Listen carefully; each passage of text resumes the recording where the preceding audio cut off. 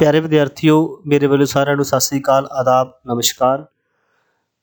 मैं सुरिंदर सिंह ਲੈਕਚਰਰ श्री ਸਿੱਖਿਆ ਸਰਕਾਰੀ ਸੀਨੀਅਰ ਸੈਕੰਡਰੀ ਸਕੂਲ ਡੱਬਵਾਲੀ ਰੁੜਿਆਂਵਾਲੀ ਤੋਂ ਤੁਹਾਡਾ ਸਵਾਗਤ ਕਰਦਾ ਹਾਂ।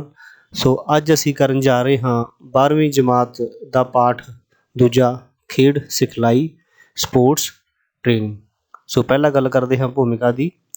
ਸੋ ਇਸ ਧਰਤੀ ਦੇ ਉੱਪਰ ਜਦੋਂ ਤੋਂ ਮਨੁੱਖ ਨੇ ਜਨਮ ਲਿਆ ਹੈ ਉਦੋਂ ਤੋਂ ਲੈ ਕੇ ਹੁਣ ਤੱਕ ਦਾ ਜੋ ਸਫ਼ਰ ਹੈ ਇਸ ਗੱਲ ਦੀ ਪੁਸ਼ਟੀ ਕਰਦਾ ਹੈ ਕਿ ਮਨੁੱਖ ਨੇ ਆਪਣੇ ਆਪ ਨੂੰ ਬਿਹਤਰ ਬਣਾਉਣ ਦੇ ਲਈ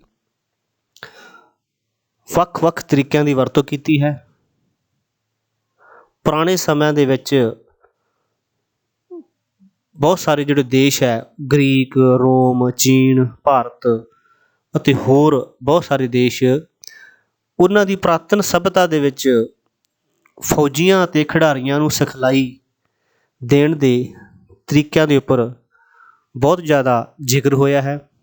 ਪੁਰਾਣੇ ਸਮੇਂ ਦੇ ਵਿੱਚ ਤਿਆਰੀ ਦੇ ਮੂਲ ਸਿਧਾਂਤ ਜਿਵੇਂ ਕਿ ਨਿਰੰਤਰਤਾ ਦਾ ਸਿਧਾਂਤ, ਵਾਧੂ ਭਾਰ ਦਾ ਸਿਧਾਂਤ ਆਦਿ ਦੀ ਬਹੁਤ ਜ਼ਿਆਦਾ ਵਰਤੋਂ ਕੀਤੀ ਜਾਂਦੀ ਸੀ।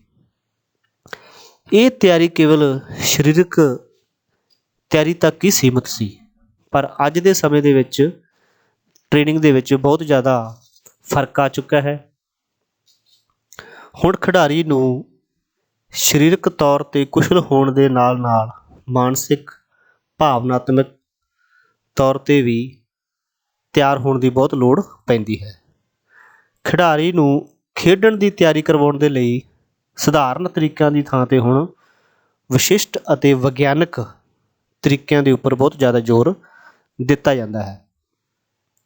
ਹੁਣ ਖਿਡਾਰੀ ਨੂੰ ਖੇਡਣ ਦੀ ਸਿਖਲਾਈ ਦੇਣ ਦੇ ਲਈ ਨਵੇਂ-ਨਵੇਂ ਤਜਰਬੇ ਕੀਤੇ ਜਾਂਦੇ ਹਨ। ਉਹਨਾਂ ਨੂੰ ਨਵੀਆਂ-ਨਵੀਆਂ ਟੈਕਨੀਕ, ਟੈਕਟ ਵਗੈਰਾ ਸਿਖਾਏ ਜਾਂਦੇ ਹਨ। ਸੋ ਜਿਸ ਨਾਲ ਨਵੇਂ ਸਿਖਲਾਈ ਢੰਗ ਹੋਂਦ ਵਿੱਚ ਆ ਰਹੇ ਹਨ। ਇਹ ਸਿਖਲਾਈ ਢੰਗ ਪੂਰੀ ਤਰ੍ਹਾਂ ਵਿਗਿਆਨਕ ਸਿਧਾਂਤਾਂ ਉੱਪਰ ਨਿਰਭਰ ਕਰਦੇ ਹਨ। ਖਿਡਾਰੀ ਇਹਨਾਂ ਸਿਖਲਾਈ ਢੰਗਾਂ ਦੀ ਵਰਤੋਂ ਕਰਕੇ ਆਪਣੇ ਪ੍ਰਦਰਸ਼ਨ ਨੂੰ ਬਹੁਤ ਵਧੀਆ ਕਰ ਸਕਦਾ ਹੈ। ਸੋ ਨੈਕਸਟ ਪੁਆਇੰਟ ਹੈ ਸਿਖਲਾਈ ਜਾਂ ਟ੍ਰੇਨਿੰਗ ਦਾ ਅਰਥ, ਮੀਨਿੰਗ ਆਫ ਟ੍ਰੇਨਿੰਗ। ਖੇਡਾਂ ਵਿੱਚ ਸਿਖਲਾਈ ਜਾਂ ਟ੍ਰੇਨਿੰਗ ਸ਼ਬਦ ਜੋ ਹੈ ਉਹ ਆਮ ਵਰਤੋਂ ਵਿੱਚ ਆਉਂਦਾ ਹੈ ਜਾਂ ਆਮ ਇਸ ਦੀ ਜਿਹੜੀ ਵਰਤੋਂ ਆ ਉਹ ਕੀਤੀ ਜਾਂਦੀ ਹੈ। ਸਿਖਲਾਈ ਤੋਂ ਭਾਵ ਖਿਡਾਰੀ ਨੂੰ ਉੱਚ ਪੱਧਰ ਦੀ ਸਿਖਲਾਈ ਦੇਣ ਤੋਂ ਹੈ ਜਾਂ ਟ੍ਰੇਨਿੰਗ ਦੇਣ ਤੋਂ ਹੈ। ਇਹ ਪ੍ਰਕਿਰਿਆ ਜਿਹੜੀ ਹੈਗੀ ਆ ਇਹ ਕੁਝ ਮਹੀਨਿਆਂ ਦੀ, ਕੁਝ ਦਿਨਾਂ ਦੀ, ਕੁਝ ਹਫ਼ਤਿਆਂ ਦੀ ਜਾਂ ਕੁਝ ਸਾਲਾਂ ਦੀ ਹੋ ਸਕਦੀ ਹੈ। ਆਮ ਲੋਕ ਖੇਡ ਸਿਖਲਾਈ ਨੂੰ ਕੇਵਲ ਸਰੀਰਕ ਕਸਰਤਾਂ ਤੱਕ ਹੀ ਸੀਮਿਤ ਕਰਦੇ ਹਨ। ਕੇਵਲ ਕਸਰਤਾਂ ਜਾਂ ਅਭਿਆਸ ਨਾਲ ਖਿਡਾਰੀ ਦੇ ਪ੍ਰਦਰਸ਼ਨ ਨੂੰ ਵਧੀਆ ਨਹੀਂ ਬਣਾਇਆ ਜਾ ਸਕਦਾ, ਸਗੋਂ ਉਸ ਦੀ ਜਾਂ ਖਿਡਾਰੀ ਦੀ ਕਾਰਜ ਕੁਸ਼ਲਤਾ ਨੂੰ ਵਧਾਉਣ ਦੇ ਲਈ ਜਾਂ ਉਸ ਦੇ ਵਿੱਚ ਵਾਧਾ ਕਰਨ ਦੇ ਲਈ ਬਹੁਤ ਸਾਰੇ ਪਹਿਲੂਆਂ ਨੂੰ ਧਿਆਨ ਵਿੱਚ ਰੱਖਣਾ ਪੈਂਦਾ ਹੈ।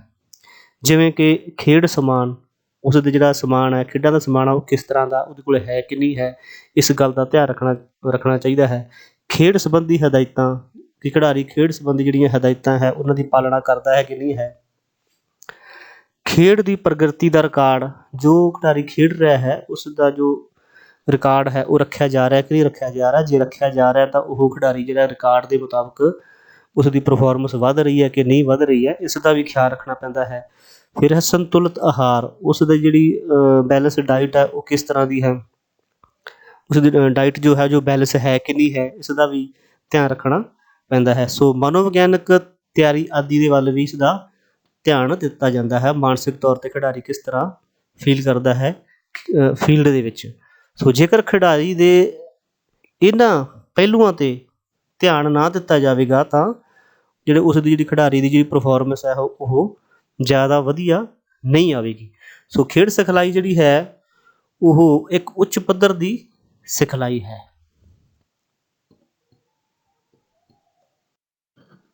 ਨੈਕਸਟ ਪੁਆਇੰਟ ਹੈ ਖੇਡ ਸਿਖਲਾਈ ਦੀ ਪਰਿਭਾਸ਼ਾ, definition of sports training. Martin ਦੇ ਅਨੁਸਾਰ ਖੇਡ ਸਿਖਲਾਈ ਟੀਚੇ ਨੂੰ ਹਾਸਲ ਕਰਨ ਦੇ ਲਈ ਇੱਕ ਨਿਯੋਜਿਤ ਅਤੇ ਨਿਯੰਤਰਿਤ ਪ੍ਰਕਿਰਿਆ ਹੈ ਜਿਸ ਵਿੱਚ ਉਪਾਅ ਅਤੇ ਸੰਗਠਨ ਦੇ ਸੁਮੇਲ ਨਾਲ ਗਤੀਸ਼ੀਲ ਪ੍ਰਦਰਸ਼ਨ ਅਤੇ ਵਿਹਾਰ ਵਿੱਚ ਪਰਿਵਰਤਨ ਲਿਆਂਦਾ ਜਾਂਦਾ ਹੈ। ਸੋ ਮਾਰਟਨ ਦੇ ਅਨੁਸਾਰ ਟੀਚੇ ਨੂੰ ਹਾਸਲ ਕਰਨ ਦੇ ਲਈ ਨਿਯੋਜਿਤ ਅਤੇ ਨਿਯੰਤਰਿਤ ਪਲੈਨਡ ਅਤੇ ਕੰਟਰੋਲ ਇੱਕ ਪ੍ਰੋਗਰਾਮ ਤਿਆਰ ਕੀਤਾ ਜਾਂਦਾ ਹੈ, ਜਿਸ ਵਿੱਚ ਉਪਾਅ ਨਾਲ ਅਤੇ ਸੰਯੋਗ ਨਾਲ, ਸੰਗਠਨ ਦੇ ਸਹਿਯੋਗ ਦੇ ਨਾਲ ਜਾਂ ਸੁਮੇਲ ਦੇ ਨਾਲ ਖਿਡਾਰੀ ਦੀ ਗਤੀਸ਼ੀਲ ਪ੍ਰਦਰਸ਼ਨ ਅਤੇ ਉਸ ਦੇ ਵਿਹਾਰ ਦੇ ਵਿੱਚ ਪਰਿਵਰਤਨ ਲਿਆਂਦਾ ਜਾਂਦਾ ਹੈ। ਉਸ ਨੂੰ ਖੇਡ ਸਿਖਲਾਈ ਕਿਹਾ ਜਾਂਦਾ ਹੈ। ਸੋ ਨੈਕਸਟ ਪੁਆਇੰਟ ਹੈ ਖੇਡ ਸਿਖਲਾਈ ਦੇ ਉਦੇਸ਼, ਏਮਸ ਆਫ ਸਪੋਰਟਸ ਟ੍ਰੇਨਿੰਗ। ਖੇਡ ਸਿਖਲਾਈ ਦਾ ਜਿਹੜਾ ਮੁੱਖ ਉਦੇਸ਼ ਹੈ ਉਹ ਖਿਡਾਰੀਆਂ ਦੀ ਕਾਰਜਕੁਸ਼ਲਤਾ ਉੱਤੇ ਵਾਧਾ ਕਰਨਾ ਹੈ, ਜਿਵੇਂ ਕਿ ਉਸ ਦੀ ਸਰੀਰਕ ਬਣਤਰ ਹੈ, ਸਰੀਰਕ ਯੋਗਤਾ ਹੈ, ਤਕਨੀਕੀ ਮੁਹਾਰਤ ਹੈ, ਤਕਨੀਕੀ ਐਫੀਸ਼ੈਂਸੀ ਹੈ, ਅਤੇ ਉਸ ਦੀ ਜਿਹੜੀ ਓਵਰਆਲ ਪਰਸਨੈਲਿਟੀ ਡਿਵੈਲਪਮੈਂਟ ਹੈ ਜਾਂ ਸਮੁੱਚੀ ਸ਼ਖਸੀਅਤ ਦਾ ਜਿਹੜਾ ਮੁੱਖ ਵਿਕਾਸ ਕਰਨਾ ਹੈ। ਸੋ ਖਿਡਾਰੀਆਂ ਦੀ ਤਰੱਕੀ ਮੁੱਖ ਤੌਰ 'ਤੇ ਜੋ ਫਿਜ਼ੀਕਲ ਫਿਟਨੈਸ ਦੇ ਜਿਹੜੇ ਤੱਤ ਹਨ ਉਹਨਾਂ ਦੇ ਉੱਪਰ ਬਹੁਤ ਜ਼ਿਆਦਾ ਨਿਰਭਰ ਕਰਦੀ ਹੈ। ਇਹ ਤੱਤ ਖੇਡ ਸਿਖਲਾਈ ਦਾ ਮੁੱਖ ਆਧਾਰ ਮੰਨੇ ਜਾਂਦੇ ਹਨ।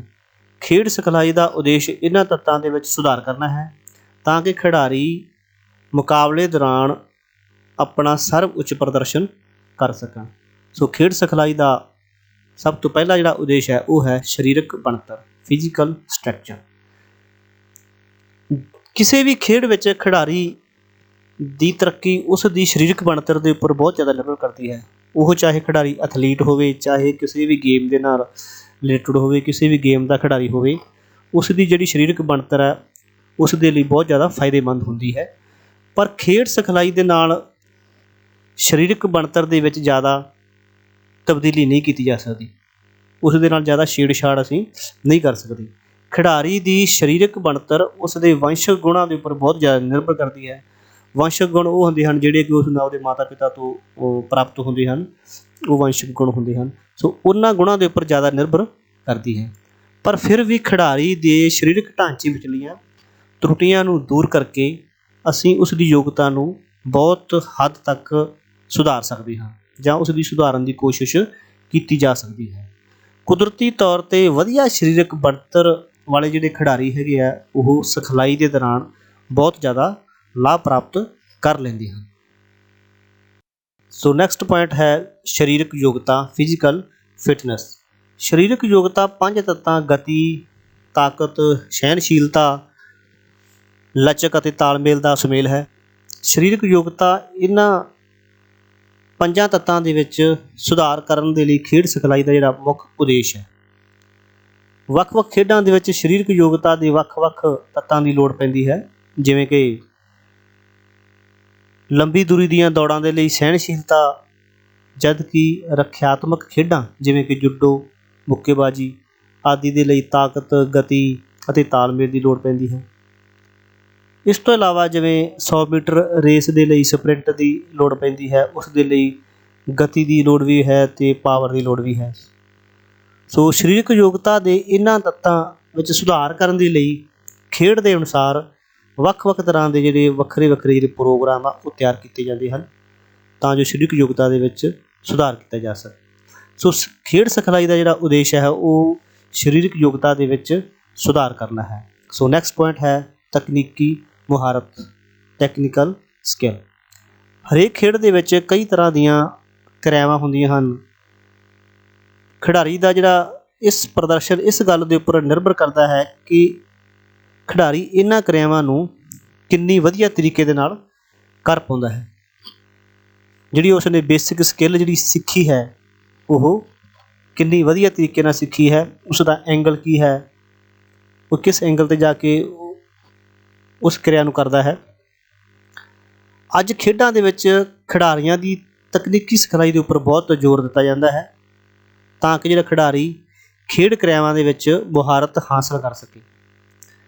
ਤਕਨੀਕੀ ਅਭਿਆਸ ਦੇ ਨਾਲ ਖਿਡਾਰੀ ਖੇਡ ਕੌਸ਼ਲਾਂ ਨੂੰ ਆਸਾਨੀ ਨਾਲ ਕਰਨ ਦੇ ਸਮਰੱਥ ਹੋ ਜਾਂਦਾ ਹੈ। ਜਿਹੜੀ ਬਹੁਤ ਜ਼ਿਆਦੀਆਂ ਮੁਸ਼ਕਿਲ ਕਿਰਿਆਵਾਂ ਹੁੰਦੀਆਂ ਹਨ ਉਹਨਾਂ ਮੁਸ਼ਕਿਲ ਕਿਰਿਆਵਾਂ ਨੂੰ ਖਿਡਾਰੀ ਜਿਹੜਾ ਹੈ ਜੋ ਉਸਨੇ ਬੇਸਿਕ ਸਕਿੱਲ ਜਿਹੜੀ ਸਿੱਖੀ ਹੁੰਦੀ ਹੈ ਉਸ ਦੇ ਨਾਲ ਮੁਸ਼ਕਿਲ ਤੋਂ ਮੁਸ਼ਕਿਲ ਜਿਹੜੀ ਹੈਗੀਆਂ ਕਿਰਿਆਵਾਂ ਨੂੰ ਆਸਾਨੀ ਦੇ ਨਾਲ ਕਰ ਪਾਉਂਦਾ ਹੈ ਅਤੇ ਆਪਣਾ ਚੰਗਾ ਪ੍ਰਦਰਸ਼ਨ ਪੇਸ਼ ਕਰਦਾ ਹੈ।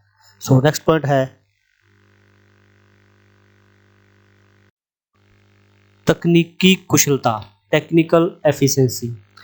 ਖੇਡਾਂ ਵਿੱਚ ਸਫਲਤਾ ਪ੍ਰਾਪਤ ਕਰਨ ਦੇ ਲਈ ਖਿਡਾਰੀਆਂ ਦਾ ਤੇਜ਼ ਤਰਾਰ ਹੋਣਾ ਬਹੁਤ ਜ਼ਰੂਰੀ ਹੈ, ਜਾਂ ਦੂਜੇ ਸ਼ਬਦਾਂ ਵਿੱਚ ਆਪਾਂ ਇਹ ਕਹਿ ਸਕਦੇ ਹਾਂ ਕਿ ਖਿਡਾਰੀ ਦਾ ਚੁਸਤ ਚਲਾਕ ਹੋਣਾ ਬਹੁਤ ਜ਼ਰੂਰੀ ਹੈ। ਇੱਕ ਸੁਸਤ ਖਿਡਾਰੀ ਸਾਰੀ ਟੀਮ ਦੇ ਲਈ ਖਤਰਾ ਪੈਦਾ ਕਰ ਸਕਦਾ ਹੈ। ਸੋ ਖਿਡਾਰੀ ਹਮੇਸ਼ਾ ਚੁਸਤ ਚਲਾਕ ਹੋਣਾ ਚਾਹੀਦਾ ਹੈ, ਸੁਸਤ ਨਹੀਂ ਹੋਣਾ ਚਾਹੀਦਾ। ਮੁਕਾਬਲੇ ਦੇ ਦੌਰਾਨ ਸਹੀ ਸਮੇਂ ਅਤੇ ਸਹੀ ਤਕਨੀਕ ਦੇ ਰਾਹੀਂ ਵਿਰੋਧੀ ਖਿਡਾਰੀਆਂ ਨੂੰ ਚਕਮਾ ਦੇਣ ਵਾਲੇ ਖਿਡਾਰੀ ਨੂੰ ਅਸੀਂ ਟੀਮ ਦਾ ਬਹੁਤ ਵਧੀਆ ਖਿਡਾਰੀ ਮੰਨਦੇ ਹਾਂ। ਜੇਕਰ ਖਿਡਾਰੀ ਇਸ ਕੁਸ਼ਲਤਾ ਦਾ ਲਾਭ ਲੈਣਾ ਚਾਹੁੰਦਾ ਹੈ ਤਾਂ ਉਹ ਉਸ ਨੂੰ ਆਪਣੀ ਗੇਮ ਦੇ ਬਾਰੇ ਜਾਂ ਉਸ ਦੇ ਨਿਯਮਾਂ ਦੇ ਬਾਰੇ ਪੂਰੀ ਜਾਣਕਾਰੀ ਹੋਣੀ ਚਾਹੀਦੀ ਹੈ। ਹਰੇਕ ਖੇਡ, ਖਾਸ ਤੌਰ 'ਤੇ ਟੀਮ ਖੇਡਾਂ ਦੇ ਵਿੱਚ ਕੁਸ਼ਲਤਾ ਦੀ ਬਹੁਤ ਲੋੜ ਪੈਂਦੀ ਹੈ। ਖੇਡ ਸਿਖਲਾਈ ਦਿੰਦੇ ਸਮੇਂ ਕੋਚਾਂ ਵੱਲੋਂ ਖਿਡਾਰੀਆਂ ਨੂੰ ਖੇਡ ਦੇ ਨਿਯਮਾਂ ਦੀ ਪਾਲਣਾ ਕਰਨੀ ਸਿਖਾਈ ਜਾਂਦੀ ਹੈ ਅਤੇ ਚਲਾਕੀ ਨਾਲ ਕੰਮ ਕਰਨ ਦੇ ਜਿਹੜੇ ਗੁਣ ਹੈ ਉਹ ਵੀ ਸਿਖਾਏ ਜਾਂਦੇ ਹਨ। ਸੋ ਖਿਡਾਰੀ ਦਾ ਚੁਸਤ ਚਲਾਕ ਹੋਣਾ ਬਹੁਤ ਜ਼ਰੂਰੀ ਹੈ। ਉਸ ਦੀ ਚੁਸਤ ਚਲਾਕੀ ਦਾ ਤਾਂ ਹੀ ਫਾਇਦਾ ਹੈ ਜੇਕਰ ਉਸ ਨੂੰ ਆਪਣੀ ਗੇਮ ਦੇ ਨਾਲ ਸੰਬੰਧਿਤ ਸਾਰੇ ਨਿਯਮ ਪਤਾ ਹਨ ਜਾਂ ਉਹਨਾਂ ਨਿਯਮਾਂ ਦੀ ਪੂਰੀ ਜਾਣਕਾਰੀ ਹੈ। ਸੋ ਫਿਰ ਹੀ ਆਪਣੀ ਉਹ ਤਕਨੀਕੀ ਕੁਸ਼ਲਤਾ ਦਾ ਫਾਇਦਾ ਉਠਾ ਸਕਦਾ ਹੈ। ਸੋ ਨੈਕਸਟ ਪੁਆਇੰਟ ਹੈ ਸਮੁੱਚੀ ਸ਼ਖਸੀਅਤ ਦਾ ਵਿਕਾਸ, ਡਿਵੈਲਪਮੈਂਟ ਆਫ ਪਰਸਨੈਲਿਟੀ। ਆਮ ਤੌਰ 'ਤੇ ਸਰੀਰਕ ਪੱਖੋਂ ਫੁਰਤੀਲਾ ਅਤੇ ਖੇਡ ਕੁਸ਼ਲਤਾ ਦੇ ਵਿੱਚ ਮਾਹਰ ਹੋਣ ਵਾਲੇ ਵਿਅਕਤੀ ਨੂੰ ਹੀ ਅਸੀਂ ਸਫਲ ਖਿਡਾਰੀ ਮੰਨਦੇ ਹਾਂ। ਪਰ ਖੇਡਾਂ ਦੇ ਖੇਤਰ ਵਿੱਚ ਬੁਲੰਦੀਆਂ ਛੂਹਣ ਦੇ ਲਈ ਖਿਡਾਰੀ ਦੀ ਸਮੁੱਚੀ ਸ਼ਖਸੀਅਤ ਦਾ ਵਿਕਾਸ ਹੋਣਾ ਬਹੁਤ ਜ਼ਰੂਰੀ ਹੈ। ਖਿਡਾਰੀ ਦੀ ਕਾਮਯਾਬੀ ਉਸ ਦੇ ਦਿਮਾਗੀ ਵਿਕਾਸ ਅਤੇ ਉਸ ਦੀਆਂ ਆਦਤਾਂ ਉੱਪਰ ਬਹੁਤ ਨਿਰਭਰ ਕਰਦੀ ਹੈ। ਖਿਡਾਰੀ ਦੀ ਰੁਚੀ, ਉਸ ਦਾ ਖੇਡ ਮਨੋਰਥ ਕੀ ਹੈ, ਉਸ ਦਾ ਰਵੱਈਆ ਕੀ ਹੈ ਆਦਿ ਕਈ ਪੱਖ ਹਨ ਜੋ ਖਿਡਾਰੀ ਦੀ ਸਫਲਤਾ ਨੂੰ ਨਿਸ਼ਚਿਤ ਕਰਦੇ ਹਨ। ਸੋ ਇਸ ਤੋਂ ਇਲਾਵਾ ਖਿਡਾਰੀ ਦਾ ਆਪਣੀਆਂ ਭਾਵਨਾਵਾਂ ਦੇ ਉੱਪਰ ਕੰਟਰੋਲ, ਇਮਾਨਦਾਰ, ਮਿਹਨਤ, ਨਿਰੰਤਰ ਕੰਮ ਕਰਨ ਵਾਲਾ ਆਦਿ ਕਈ ਪਹਿਲੂ ਹਨ ਜੋ ਖਿਡਾਰੀ ਦੀ ਤਰੱਕੀ ਦੇ ਵਿੱਚ ਸਹਾਈ ਹੁੰਦੇ ਹਨ। ਸੋ ਖੇਡ ਸਿਖਲਾਈ ਦਾ ਮੁੱਖ ਮੰਤਵ ਸਮੁੱਚੀ ਸ਼ਖਸੀਅਤ ਦਾ ਵਿਕਾਸ ਕਰਨਾ ਹੈ। ਖਿਡਾਰੀ ਦੇ ਵਿੱਚ ਉਹ ਗੁਣ ਪੈਦਾ ਕਰਨੇ ਹਨ, ਇਮਾਨਦਾਰੀ ਵੀ ਉਹ ਇਮਾਨਦਾਰ ਹੈ ਕਿ ਨਹੀਂ ਹੈ, ਉਸ ਨੂੰ ਇਮਾਨਦਾਰ ਬਣਾਉਣਾ, ਉਸ ਨੂੰ ਮਿਹਨਤੀ ਬਣਾਉਣਾ, ਉਸ ਨੂੰ ਭਾਵਨਾਵਾਂ ਦੇ ਉੱਪਰ ਕਾਬੂ ਕਰਨ ਵਾਲਾ ਬਣਾਉਣਾ। ਸੋ ਨੈਕਸਟ ਪੁਆਇੰਟ ਹੈ ਖੇਡ ਸਿਖਲਾਈ ਦੇ ਸਿਧਾਂਤ। ਖਿਡਾਰੀਆਂ ਨੂੰ ਸਿਖਲਾਈ ਦੇ ਦੌਰਾਨ ਕੁਝ ਵਿਸ਼ੇਸ਼ ਸਿਧਾਂਤਾਂ ਨੂੰ ਧਿਆਨ ਵਿੱਚ ਰੱਖਣਾ ਬਹੁਤ ਜ਼ਰੂਰੀ ਹੁੰਦਾ ਹੈ। ਜੇਕਰ ਇਹਨਾਂ ਸਿਧਾਂਤਾਂ ਨੂੰ ਸਹੀ ਢੰਗ ਨਾਲ ਲਾਗੂ ਨਾ ਕੀਤਾ ਜਾਵੇ ਤਾਂ ਖਿਡਾਰੀ ਦੀ ਤਰੱਕੀ ਵਿੱਚ ਰੁਕਾਵਟ ਆ ਸਕਦੀ ਹੈ। ਸੋ ਖੇਡ ਸਿਖਲਾਈ ਦਿੰਦੇ ਸਮੇਂ ਅਭਿਆਸ ਦੇ ਦੌਰਾਨ ਖਿਡਾਰੀਆਂ ਦੀ ਕਾਰਜ ਕੁਸ਼ਲਤਾ ਦੇ ਵਿੱਚ ਵਾਧਾ ਕੀਤਾ ਜਾਂਦਾ ਹੈ ਤਾਂ ਜੋ ਖਿਡਾਰੀ ਖੇਡ ਮੁਕਾਬਲੇ ਦੇ ਦੌਰਾਨ ਵਧੀਆ ਪ੍ਰਦਰਸ਼ਨ ਕਰ ਸਕਣ। ਇਸ ਉਦੇਸ਼ ਦੀ ਪ੍ਰਾਪਤੀ ਦੇ ਲਈ ਕੋਚ ਅਤੇ ਖਿਡਾਰੀਆਂ ਨੂੰ ਸਿਖਲਾਈ ਦੇ ਦੌਰਾਨ ਕੁਝ ਵਿਸ਼ੇਸ਼ ਸਿਧਾਂਤਾਂ ਨੂੰ ਧਿਆਨ ਵਿੱਚ ਰੱਖਣਾ ਬਹੁਤ ਜ਼ਰੂਰੀ ਹੁੰਦਾ ਹੈ। ਜੇਕਰ ਇਹਨਾਂ ਸਿਧਾਂਤਾਂ ਨੂੰ ਧਿਆਨ ਵਿੱਚ ਨਾ ਰੱਖਿਆ ਜਾਵੇ ਤਾਂ ਜਿਹੜੇ ਖਿਡਾਰੀ ਦੀ ਜਿਹੜੀ ਹੈ ਪਰਫੋਰਮੈਂਸ ਹੈ ਉਹ ਘੱਟ ਜਾਵੇਗੀ। ਸੋ ਖੇਡ ਸਿਖਲਾਈ ਦੇ ਬਹੁਤ ਸਾਰੇ ਸਿਧਾਂਤ ਹਨ, ਜਿਵੇਂ ਨਿਰੰਤਰਤਾ ਦਾ ਸਿਧਾਂਤ, ਵਾਧੂ ਭਾਰ ਦਾ ਸਿਧਾਂਤ, ਇਕਸਾਰਤਾ ਦਾ ਸਿਧਾਂਤ, ਵਿਗਿਆਨਕ ਸਿਖਲਾਈ ਦਾ ਸਿਧਾਂਤ ਅਤੇ ਆਰਾਮ ਦਾ ਸਿਧਾਂਤ। ਸੋ ਸਭ ਤੋਂ ਪਹਿਲਾਂ ਅਸੀਂ ਕਰਾਂਗੇ ਨਿਰੰਤਰਤਾ ਦਾ ਸਿਧਾਂਤ, ਪ੍ਰਿੰਸੀਪਲ ਆਫ ਕੰਟੀਨਿਊਟੀ। ਖੇਡ ਸਿਖਲਾਈ ਦਾ ਇਹ ਸਿਧਾਂਤ ਸਾਨੂੰ ਦੱਸਦਾ ਹੈ ਕਿ ਖੇਡ ਸਿਖਲਾਈ ਦੇ ਦੌਰਾਨ ਨਿਰੰਤਰਤਾ ਨਾਲ ਜਿਹੜਾ ਅਭਿਆਸ ਆ ਉਹ ਕਰਨਾ ਬਹੁਤ ਜ਼ਰੂਰੀ ਹੈ। ਜੇਕਰ ਅਭਿਆਸ ਜਿਹੜਾ ਹੈ ਉਹ ਨਿਰੰਤਰ ਜਾਂ ਲਗਾਤਾਰ ਨਾ ਕੀਤਾ ਜਾਵੇਗਾ ਤਾਂ ਜਿਹੜਾ ਪਰਫੋਰਮੈਂਸ ਆ ਉਹ ਦਾ ਪੱਧਰ ਜਿਹੜਾ ਹੈਗਾ ਉਹ ਹੇਠਾਂ ਚਲਾ ਜਾਵੇਗਾ। ਇਸ ਲਈ ਸਿਖਲਾਈ ਦੇ ਦੌਰਾਨ ਖੇਡ ਯੋਗਤਾ ਨੂੰ ਵਧੀਆ ਬਣਾਉਣ ਦੇ ਲਈ ਨਿਯਮਿਤ ਰੂਪ ਵਿੱਚ ਲਗਾਤਾਰ ਨਿਰੰਤਰ ਜਿਹੜਾ ਹੈ ਉਹ ਜਿਹੜਾ ਅਭਿਆਸ ਆ ਉਹ ਕਰਦੇ ਰਹਿਣਾ ਚਾਹੀਦਾ ਹੈ। ਜੇਕਰ ਅਭਿਆਸ ਤੁਸੀਂ ਵਿੱਚ ਵਿਚਾਲੇ ਛੱਡ ਦਿੱਤਾ ਜਾਵੇਗਾ ਤਾਂ ਜਿਹੜਾ ਪਰਫੋਰਮੈਂਸ ਦਾ ਜਿਹੜਾ ਗ੍ਰਾਫ ਆ ਉਹ ਥੱਲੇ ਆਉਣਾ ਸ਼ੁਰੂ ਹੋ ਜਾਵੇਗਾ। ਸੋ ਜੋ ਵੀ ਤੁਸੀਂ ਅਭਿਆਸ ਕਰਨਾ ਹੈ ਉਹ ਨਿਰੰਤਰ ਲਗਾਤਾਰ ਹੋਣਾ ਚਾਹੀਦਾ ਹੈ। ਸੋ ਨੈਕਸਟ ਪੁਆਇੰਟ ਹੈ ਸਿਖਲਾਈ ਜਾਂ ਟ੍ਰੇਨਿੰਗ ਦਾ ਅਰਥ, ਮੀਨਿੰਗ ਆਫ ਟ੍ਰੇਨਿੰਗ। ਖੇਡਾਂ ਵਿੱਚ ਸਿਖਲਾਈ ਜਾਂ ਟ੍ਰੇਨਿੰਗ ਸ਼ਬਦ ਜੋ ਹੈ ਉਹ ਆਮ ਵਰਤੋਂ ਵਿੱਚ ਆਉਂਦਾ ਹੈ ਜਾਂ ਆਮ ਇਸ ਦੀ ਜਿਹੜੀ ਵਰਤੋਂ ਆ ਉਹ ਕੀਤੀ ਜਾਂਦੀ ਹੈ। ਸਿਖਲਾਈ ਤੋਂ ਭਾਵ ਖਿਡਾਰੀ ਨੂੰ ਉੱਚ ਪੱਧਰ ਦੀ ਸਿਖਲਾਈ ਦੇਣ ਤੋਂ ਹੈ ਜਾਂ ਟ੍ਰੇਨਿੰਗ ਦੇਣ ਤੋਂ ਹੈ। ਇਹ ਪ੍ਰਕਿਰਿਆ ਜਿਹੜੀ ਹੈਗੀ ਆ ਇਹ ਕੁਝ ਮਹੀਨਿਆਂ ਦੀ, ਕੁਝ ਦਿਨਾਂ ਦੀ, ਕੁਝ ਹਫ਼ਤਿਆਂ ਦੀ ਜਾਂ ਕੁਝ ਸਾਲਾਂ ਦੀ ਹੋ ਸਕਦੀ ਹੈ। ਆਮ ਲੋਕ ਖੇਡ ਸਿਖਲਾਈ ਨੂੰ ਕੇਵਲ ਸਰੀਰਕ ਕਸਰਤਾਂ ਤੱਕ ਹੀ ਸੀਮਿਤ ਕਰਦੇ ਹਨ। ਕੇਵਲ ਕਸਰਤਾਂ ਜਾਂ ਅਭਿਆਸ ਨਾਲ ਖਿਡਾਰੀ ਦੇ ਪ੍ਰਦਰਸ਼ਨ ਨੂੰ ਵਧੀਆ ਨਹੀਂ ਬਣਾਇਆ ਜਾ ਸਕਦਾ, ਸਗੋਂ ਉਸ ਦੀ ਜਾਂ ਖਿਡਾਰੀ ਦੀ ਕਾਰਜ ਕੁਸ਼ਲਤਾ ਨੂੰ ਵਧਾਉਣ ਦੇ ਲਈ ਜਾਂ ਉਸ ਦੇ ਵਿੱਚ ਵਾਧਾ ਕਰਨ ਦੇ ਲਈ ਬਹੁਤ ਸਾਰੇ ਪਹਿਲੂਆਂ ਨੂੰ ਧਿਆਨ ਵਿੱਚ ਰੱਖਣਾ ਪੈਂਦਾ ਹੈ। ਜਿਵੇਂ ਕਿ ਖੇਡ ਸਮਾਨ, ਉਸ ਦੇ ਜਿਹੜਾ ਸਮਾਨ ਹੈ, ਖੇਡਾਂ ਦਾ ਸਮਾਨ ਆ ਉਹ ਕਿਸ ਤਰ੍ਹਾਂ ਦਾ ਉਹਦੇ ਕੋਲ ਹੈ ਕਿ ਨਹੀਂ ਹੈ, ਇਸ ਗੱਲ ਦਾ ਧਿਆਨ ਰੱਖਣਾ ਚਾਹੀਦਾ ਹੈ। ਖੇਡ ਸੰਬੰਧੀ ਹਦਾਇਤਾਂ, ਕਿ ਖਿਡਾਰੀ ਖੇਡ ਸੰਬੰਧੀ ਜਿਹੜੀਆਂ ਹਦਾਇਤਾਂ ਹੈ ਉਹਨਾਂ ਦੀ ਪਾਲਣਾ ਕਰਦਾ ਹੈ ਕਿ ਨਹੀਂ ਹੈ। ਖੇਡ ਦੀ ਪ੍ਰਗਤੀ ਦਾ ਰਿਕਾਰਡ, ਜੋ ਖਿਡਾਰੀ ਖੇਡ ਰਿਹਾ ਹੈ ਉਸ ਦਾ ਜੋ ਰਿਕਾਰਡ ਹੈ ਉਹ ਰੱਖਿਆ ਜਾ ਰਿਹਾ ਕਿ ਨਹੀਂ ਰੱਖਿਆ ਜਾ ਰਿਹਾ। ਜੇ ਰੱਖਿਆ ਜਾ ਰਿਹਾ ਤਾਂ ਉਹ ਖਿਡਾਰੀ ਜਿਹੜਾ ਰਿਕਾਰਡ ਦੇ ਮੁਤਾਬਕ ਉਸ ਦੀ ਪਰਫੋਰਮੈਂਸ ਵੱਧ ਰਹੀ ਹੈ ਕਿ ਨਹੀਂ ਵੱਧ ਰਹੀ ਹੈ, ਇਸ ਦਾ ਵੀ ਖਿਆਲ ਰੱਖਣਾ ਪੈਂਦਾ ਹੈ। ਫਿਰ ਹੈ ਸੰਤੁਲਿਤ ਆਹਾਰ, ਉਸ ਦੀ ਜਿਹੜੀ ਬੈਲੈਂਸ ਡਾਇਟ ਹੈ ਉਹ ਕਿਸ ਤਰ੍ਹਾਂ ਦੀ ਹੈ, ਉਸ ਦੀ ਡਾਇਟ ਜੋ ਹੈ ਜੋ ਬੈਲੈਂਸ ਹੈ ਕਿ ਨਹੀਂ ਹੈ, ਇਸ ਦਾ ਵੀ ਧਿਆਨ ਰੱਖਣਾ ਪੈਂਦਾ ਹੈ। ਸੋ ਮਨੋਵਿਗਿਆਨਕ ਤਿਆਰੀ ਆਦਿ ਦੇ ਵੱਲ ਵੀ ਇਸ ਦਾ ਧਿਆਨ ਦਿੱਤਾ ਜਾਂਦਾ ਹੈ। ਮਾਨਸਿਕ ਤੌਰ 'ਤੇ ਖਿਡਾਰੀ ਕਿਸ ਤਰ੍ਹਾਂ ਫੀਲ ਕਰਦਾ ਹੈ ਫੀਲਡ ਦੇ ਵਿੱਚ। ਸੋ ਜੇਕਰ ਖਿਡਾਰੀ ਦੇ ਇਹਨਾਂ ਪਹਿਲੂਆਂ 'ਤੇ ਧਿਆਨ ਨਾ ਦਿੱਤਾ ਜਾਵੇਗਾ ਤਾਂ ਜਿਹੜੇ ਉਸ ਦੀ ਜਿਹੜੀ ਖਿਡਾਰੀ ਦੀ ਜਿਹੜੀ ਪਰਫੋਰਮੈਂਸ ਹੈ ਉਹ ਜ਼ਿਆਦਾ ਵਧੀਆ ਨਹੀਂ ਆਵੇਗੀ। ਸੋ ਖੇਡ ਸਿਖਲਾਈ ਜਿਹੜੀ ਹੈ ਉਹ ਇੱਕ ਉੱਚ ਪੱਧਰ ਦੀ ਸਿਖਲਾਈ ਹੈ।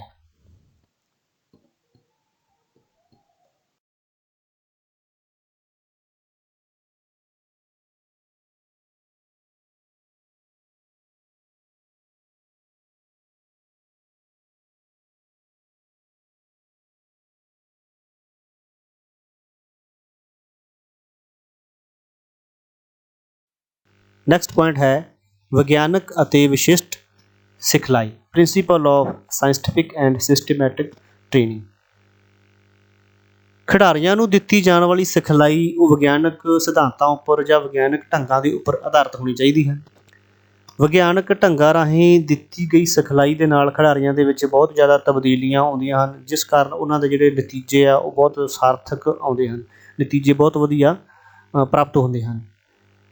ਖਿਡਾਰੀ ਵੱਖ-ਵੱਖ ਖੇਡਾਂ ਨਾਲ ਸੰਬੰਧਿਤ ਹੁੰਦੇ ਹਨ, ਇਸ ਲਈ ਉਹਨਾਂ ਦੇ ਜਿਹੜਾ ਟ੍ਰੇਨਿੰਗ ਸ਼ਡਿਊਲ ਹੈ ਜਾਂ ਉਹਨਾਂ ਦਾ ਸਿਖਲਾਈ ਦੇ ਜਿਹੜੇ ਢੰਗ ਹਨ ਜਾਂ ਉਹਨਾਂ ਦੇ ਜਿਹੜਾ ਪ੍ਰੋਗਰਾਮ ਤਿਆਰ ਕੀਤਾ ਜਾਂਦਾ ਹੈ ਉਹ ਵੱਖਰਾ ਹੋਣਾ ਚਾਹੀਦਾ ਹੈ। ਖਿਡਾਰੀਆਂ ਦੇ ਨਾਲ ਸੰਬੰਧਿਤ ਜਿਹੜੇ ਵਿਸ਼ੇਸ਼ ਪ੍ਰੋਗਰਾਮ ਜਿਹੜੇ ਤਿਆਰ ਕੀਤੇ ਜਾਂਦੇ ਹਨ ਉਹ ਖਿਡਾਰੀਆਂ ਦੇ ਨਾਲ ਉਸ ਦੀ ਗੇਮ ਦੇ ਨਾਲ ਸੰਬੰਧਿਤ ਉਹ ਪ੍ਰੋਗਰਾਮ ਵੱਖਰੇ ਵੱਖਰੇ ਹੋਣੇ ਚਾਹੀਦੇ ਹਨ, ਜਿਸ ਕਰਕੇ ਜਿਹੜੇ ਹੈ ਨਤੀਜੇ ਆ ਉਹ ਬਹੁਤ ਵਧੀਆ ਪ੍ਰਾਪਤ ਕੀਤੇ ਜਾ ਸਕਦੇ ਹਨ।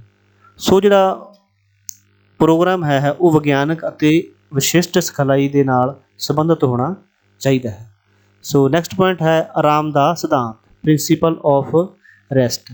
ਸਿਖਲਾਈ ਦੇ ਦੌਰਾਨ ਅਤੇ ਸਿਖਲਾਈ ਤੋਂ ਬਾਅਦ ਖਿਡਾਰੀਆਂ ਨੂੰ ਆਰਾਮ ਦਾ ਸਮਾਂ ਦੇਣਾ ਚਾਹੀਦਾ ਹੈ ਤਾਂ ਜੋ ਖਿਡਾਰੀ ਅਗਲੇ ਅਭਿਆਸ ਦੇ ਲਈ ਸਰੀਰਕ ਅਤੇ ਮਾਨਸਿਕ ਤੌਰ 'ਤੇ ਤਿਆਰ ਹੋ ਜਾਣ।